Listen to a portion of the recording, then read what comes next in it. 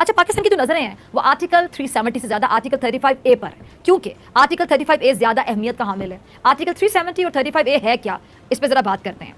आइन का जो आर्टिकल 35A है वो क्या बताता है कि कोई भी फर्द सिर्फ उसी सूरत में इंडिया के ज़ेर इंतज़ाम कश्मीर का शहरी बन सकता है अगर वो वहां पैदा हुआ हो। किसी भी दूसरी रियासत का शहरी जम्मू और कश्मीर में जायदाद नहीं खरीद सकता और ना ही यहाँ का मुस्तकिल शहरी भी बन सकता है। ये आर्टिकल कश्मीर की रियासती कानून साज असम्बली को अपने बाशिंदों के हुकूक और मराद की हिफाजत के लिए खुद कानून साजी करने का इख्तियार भी देता है। अच्छा, 1950 में यह आर्टिकल 35A के तहत आर्टिकल 370 भी इंडियन आइन में शामिल हुआ था। यह आर्टिकल इंडियन यूनियन के अंदर रियासत जम्मू कश्मीर की खुद मुख्तार हैसियत को तस्लीम करता है। अच्छा नाज़रीन, आर्टिकल 370 और 35A ये दोनों आर्टिकल्स मकबूजा कश्मीर के अवाम के बुनियादी हकूक, कह लें कि बुनियादी हकूक की ढाल बने हुए थे और इस ढाल को मोदी ने जबरदस्ती अपने गैर आईनी इकदाम के जरिए पाश पाश करके रख दिया और यही बात पाकिस्तान को दुखती है। अच्छा, भारत ने आर्टिकल 370 को खत्म करने से पहले ही मकबूजा कश्मीर में इजाफी फौजी दस्ते तैनात कर दिए, क्योंकि उसे पता था, उसे मालूम था कि कश्मीरी इस इक़दाम को कभी भी कबूल नहीं करेंगे, कभी भी इस इक़दाम को कश्मीरी कबूल कर ही नहीं सकते और कश्मीरी समेत पाकिस्तान भी भारत के इस जारहाना इक़दाम को कबूल करने को तैयार नहीं। और आज के दिन भी अब देखा नाज़रीन कि आज के दिन भी वज़ीर-ए-आज़म इमरान खान साहब, सदर पाकिस्तान और हमारे आर्मी चीफ ने भारत के इस गैर आइनी इक़दाम पर अपनी अपनी राय का खुलकर इजहार किया और प्राइम मिनिस्टर ने यौम इस्तेसाल कश्मीर के मौके पर अपने पैगाम में ये कहा कि 5 अगस्त 2019 को भारत ने गैर कानूनी और यकतरफा इक़दाम उठाया था। भारत का मकसद गैर कानूनी तौर पर कब्जा किए जम्मू कश्मीर के जुग्राफियाई ढांचे को तब्दील करना और कश्मीरियों को उनकी अपनी ही सरजमीन पर अक़लियत में बदलना है। और सदर पाकिस्तान ने रैली से खिताब करते हुए कहा कि भारत को पैगाम दिया कि जी, जब तक कश्मीरियों पर मजालिम बंद नहीं किए जाएंगे इनसे कोई बात नहीं की जाएगी। भारतीय हुकूमत ने आज़ादी के उसूलों को पामाल किया। पाकिस्तान मकबूजा कश्मीर को आज़ाद करा के रहेगा। कांग्रेस की ने मकबूजा कश्मीर का दौरा करना चाहा था, लेकिन मोदी की कठपुतली पुलिस ने उनको जाने से रोक दिया, क्योंकि मोदी जानता था कि राहुल गांधी अगर मकबूजा वादी में दाखिल हो जाते, राहुल गांधी अगर वहां दाखिल हो जाते तो मोदी की जो असलियत है सामने आ जानी थी और जाहिर सी बात है फिर राहुल गांधी ने दुनिया के सामने मोदी को बेनकाब कर देना था। इसलिए राहुल गांधी को अंधेरे में रखा गया, लेकिन मोदी का जाली यूरोपीय यूनियन वफ्द खुद इसका बनाया हुआ था, इसलिए मोदी ने बगैर कहने के चूर चरा किए उस वफ्द को वादी तक रसाई दे दी। अच्छा, मोदी मकबूजा कश्मीर में तरक्की के दावे कर रहे हैं। अगर ये सच है तो फिर तो इसको राहुल गांधी समेत पूरी दुनिया को मकबूजा कश्मीर का दौरा करने की दावा देनी चाहिए। मौजूदा हालात को देखते हुए भारत को चाहिए कि वो अपने अनापसंदी के फैसलों पर नजरसानी करते हुए कश्मीरी अवाम की हक तलफी करने की बजाय उन्हें अपनी जिंदगी के फैसले के मौके फराहम करे। इस हवाले से इंसानी हकूक के आलमी इदारों को भी अपना किरदार अदा करना होगा, ताकि जो बेगुनाह कश्मीरियों का खून बहाया जाता है ये सिलसिला बंद हो सके और वो भी एक आज़ाद रियासत के शहरी होने की हैसियत से अपनी ज़िंदगी गुजार सके। उनका हक है आज़ादी के साथ ज़िंदगी गुजारना। अच्छा नाज़रीन, आखिर भारतीय जुल्म का ये सिलसिला कब बंद होगा, ये वो सवाल है तमाम ज़हनों में गर्दिश किए चला जा रहा है, जवाब कहीं से नहीं मिल रहा।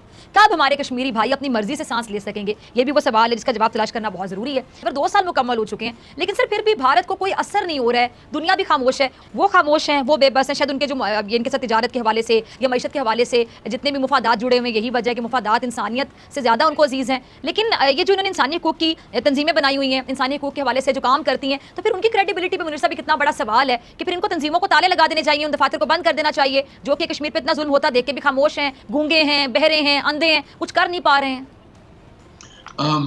देखिए, हमने पूरी सिचुएशन को बहुत ऑब्जेक्टिवली देखना चाहिए। High commissioner for human rights ने 2 रिपोर्ट्स, बड़ी कॉम्प्रिहेंसिव रिपोर्ट्स इशू की हैं 2018 में और 2019 में, जो पढ़ने के लायक है जी। जिसमें उन्होंने जितनी ज्यादती हो रही हैं कश्मीर में, मकबूजा कश्मीर में, वो पूरी उन्होंने लिस्ट की है। उन्होंने एक United Nations commission of inquiry मांगी है। उसके अलावा जो high commissioner for human rights हैं, उन्होंने कोई 8-10 मरतबा ह्यूमन राइट्स काउंसिल में उन्होंने क्रिटिसाइज किया है हिंदुस्तान को और हिंदुस्तान से कहा कि जी आप हमें एक्सेस दें।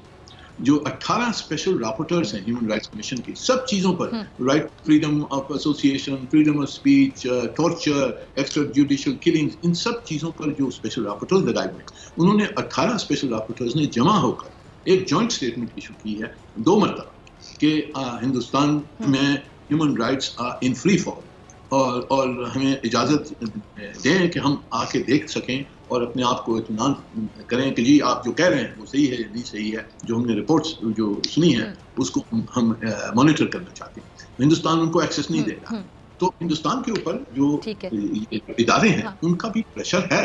अब जो बड़ी ताकतें हैं जिनकी आपने जिक्र की है, बड़ी ताकतें हैं जिनकी तिजारत है, स्ट्रेटेजिक रिलेशनशिप्स हैं हिंदुस्तान के साथ, वो उनका पब्लिकली मुंह तो बंद है, पर वो भी जब हिंदुस्तान से बात करते हैं कमरों में, वो भी उनसे कहते हैं कि आप खुदा के लिए कुछ करें, आपकी लेजिटिमेसी खराब हो रही है, आप हमारा भी नाम खराब कर रहे हैं क्योंकि हम आपके दोस्त हैं और हमसे भी हमारी पब्लिक भी कह रही है। यहाँ अमेरिका में या यूरोप में जो पब्लिक है उनके जो लेजिस्लेटर्स हैं काफ़ी सारे जो खड़े हुए हैं, उन्होंने पूछा अपनी हुकूमतों से कि आप क्यों नहीं कहते हैं इसके बारे में। तो ये प्रेशर तो हमने जारी रखना है और ये मोमेंटम हमने बढ़ाना है और पेशेंस से और परसिस्टेंस से हमने काम करना।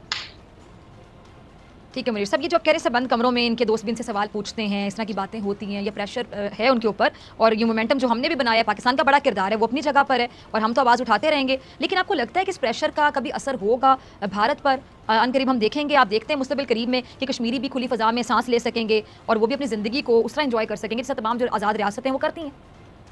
जी देखिए उनकी जो मोदी हुकूमत की जो पॉलिसीज़ हैं उसको बदलाने में तो बड़ी मुश्किलात हैं, सही है, क्योंकि एक आइडियोलॉजिकल फैशिस्ट किस्म की पार्टी है और उनके जो इरादे हैं कश्मीर में वो हम जानते हैं क्या करना चाहते हैं वो। तो उन पॉलिसी से हटाना उनके लिए आसान, हमारे लिए आसान नहीं है, वो उस पर हमने दबाव रखना होगा। बिल्कुल बिल्कुल नहीं। किस वक्त वो उनको भी नजर आएगा कि जी कितना कॉस्ट है। अब जो हमारे साथ इन्होंने जो सीज फायर वगैरह का जो ये किरदार किया है वो प्रेशर की वजह से किया। पहले तो बहुत धमकियां दे रहे थे ना हमें कि हम आपके खिलाफ ये कर लेंगे वो कर लेंगे। फिर जो सीज फायर में क्यों किया? क्योंकि प्रेशर आया उन पर, उनके दोस्तों ने कहा कि भाई आप इसको थामे। उन्होंने जाके जो मोदी साहब ने पॉलिटिकल जो उनके जो इंडियन पसंद पॉलिटिकल लीडर्स हैं उनसे जाके जो बातचीत की है उसकी क्या वजह थी?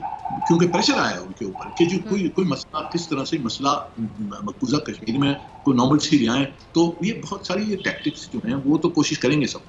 हमारा काम है कि जब ये टैक्टिक्स होंगी उसमें एक्सपोज करना कि ये किस किस्म की टैक्टिक्स हैं और ये सही किस्म का मसला को हल करने के लिए तैयार नहीं है। सो ये हमने एक कैंपेन हमारे जारी रहना चाहिए, परसिस्टेंस क्लैरिटी के साथ हमने एक्सपोज करना है कि ये इनकी पॉलिसीज़ हैं, ये इसका मकसद है और ये एक दिन में इस पे कामयाबी नहीं होगी। ये परसिस्टेंस हम दिखाएं, शायद मोदी साहब मान जाएं कि या अगर कोई दूसरी हुकूमत आती है हिंदुस्तान में वो मान जाए जब उनको समझ आए कि इसकी इम्प्लिकेशंस क्या हैं कि हर वक्त इनको 9 लाख फौज वहाँ खड़ी करनी है, ऊपर से एक तरफ से पाकिस्तान है दूसरी तरफ से चीन है, उनको भी बहुत सारी मुश्किलात हैं।